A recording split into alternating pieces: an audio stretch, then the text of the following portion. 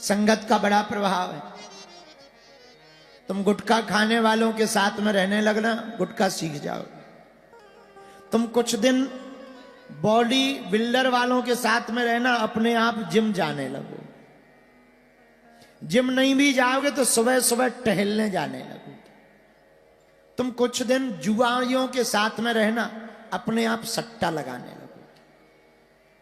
तुम कुछ दिन ऐसी बहन जी के साथ रहना माता जो दूसरों की चुगली करती हो, तुम्हें अपने आप आने लगेगी और वही दिमाग में चलेगा, लगातार वही चलेगा। भैया गांव में एक जुआरी होता है, पूरे गांव को जुआरी बना देता है। एक बीड़ी पीने वाला पूरे मित्रों को बीड़ी पिलाना कई बार सिखा देता। कुछ मित्र गंभीर भी होते हैं पर सब नहीं होते। ऐसे ही एक जगह घटना घटी। एक आदमी लकड़ी काट रहा था, लकड़ी काटते काटते बेचारे की नाक कट गई। अब नाक तो नाक, भाई कान कट जाए तो टोपा लगा लो, कपड़ा बांध लो। कोई पूछे क्या बात है, ठंडी लग रही। गर्मियों में हाँ हमें लगती, पर नाक कट गई, अब क्या लगाओगे? अच्छा, अब आज का जमाना होता तो मास्क लगा लेते। पुराना जमाना, नाक कट गई, नाक कटी बुरी लगे।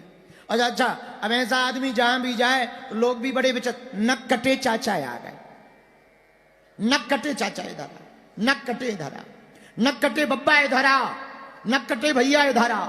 बड़ा हैरान। एक दिन लोगों ने, एक आदमी ने पूछा क्या बात है, एक बात बताओ तुम्हारी नाक कैसे कट गई?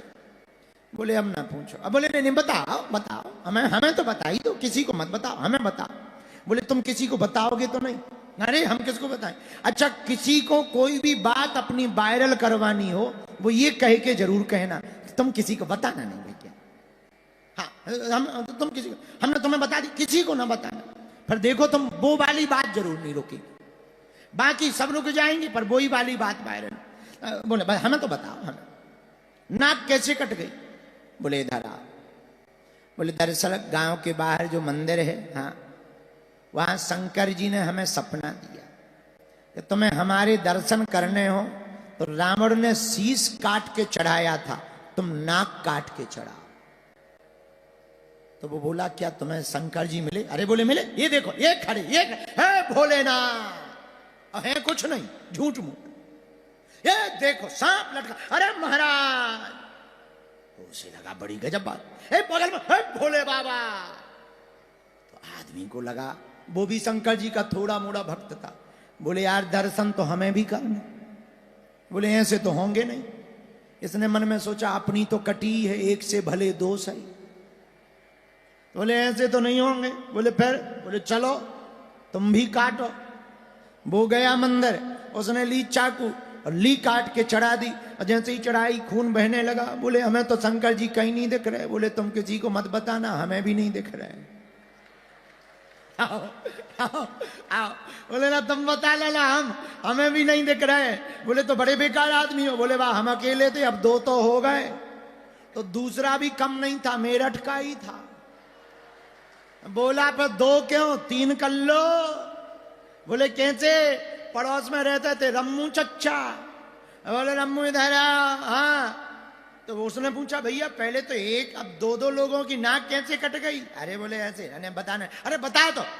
अरे बोले ये भोलेनाथ, ये जी खड़े, जी आगे, जी आगे, महाराज महाराज। अरे भाई कौन है? यहां तो कोई नहीं है। नाक काट के जो चढ़ाता है उसे शंकर जी दिखते हैं। धीरे धीरे पूरे गांव ने नाक कटवा ली। पुरुषों की तो छोड़ो, महिलाओं ने कटवा ली। महिलाओं की तो छोड़ो, बच्चों ने कटवा ली। बोले क्या? बोले शंकर जी दिखेंगे, और किसी को नहीं दे। पूरा गांव नक्कटा हो गया, एक सिंगल आदमी नहीं बचा। जवान तो छोड़ो, बूढ़े बोले मर तो रही है, शंकर जी के दर्शन करके मरो। तो जो दो थे उनने बूढ़े पहले टारगेट करे, सब बूढ़ों की नाक कटवा दी। लोग बोले नाक, अगल बगल के गांव वाले आवे, भैया इस गांव में क्या है? तो जिसकी पहले नंबर पे कटी थी, बोले सबकी एक जैसी है। हमारी भर थोड़ी है, यहां सबकी एक जैसी ही है। ये संगत का बड़ा विचित्र प्रभाव होता है, एक आदमी सब बदल देता है। मेरे पागलों, जब एक नाक कटवाने वाला पूरे गांव की नाक कटवा सकता है, तो मेरठ के लोगों, एक कट्टर हिंदू पूरे मेरठ को भी कट्टर हिंदू बनाया जा सकता है। एक कट्टर हिंदू हो जाए तो पूरा मेरठ भी कट्टर हिंदू होगा, और पूरा मेरठ कट्टर हिंदू होगा तो डंके की चोट दिल्ली तक जाएगी, है? और दिल्ली से फिर पूरे देश में जाएगी। और हमें लगता है मेरठ तो वैसे ही क्रांति का शहर है, यहां से पहले भी क्रांति शुरू हुई थी, अब फिर से अगर हिंदू राष्ट्र के लिए शुरू हो जावे, आहा, तो क्या कहना, बात बन जाएगी। तो संगत का बड़ा असर होता है, संगत के प्रभाव से सब बदल जाता। हनुमान जी की अगर हम संगत करेंगे तो भैया हमारी भी जिंदगी में राम जी की भक्ति आ जाएगी।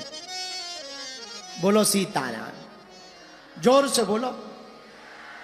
पर एक बात और, जब तक रहेगी जिंदगी फुर्सत न मिलेगी काम से,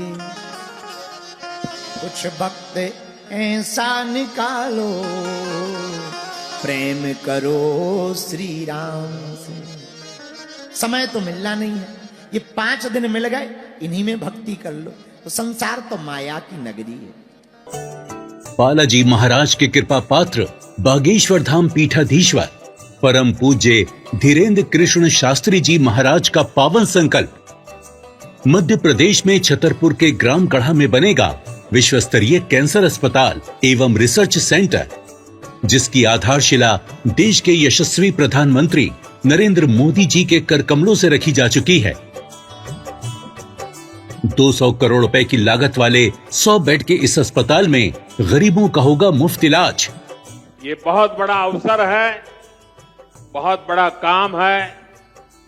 संकल्प बड़ा हो, संतों के आशीर्वाद हो, प्रभु की कृपा हो, तो समय सीमा में सब पूर्ण होता है। हमारे प्रियजनों, बागेश्वर धाम पूरे भारत के लोगों, अभी तक अस्पतालों में मंदिर थे, अब मंदिर में अस्पताल होगा। कैंसर हॉस्पिटल निर्माण हेतु सहयोग देकर पुण्य के भागी बने। अकाउंट नेम श्री बागेश्वर जन सेवा समिति, bank name HDFC bank, account number 999108108108, IFSC code HDFC 0000088।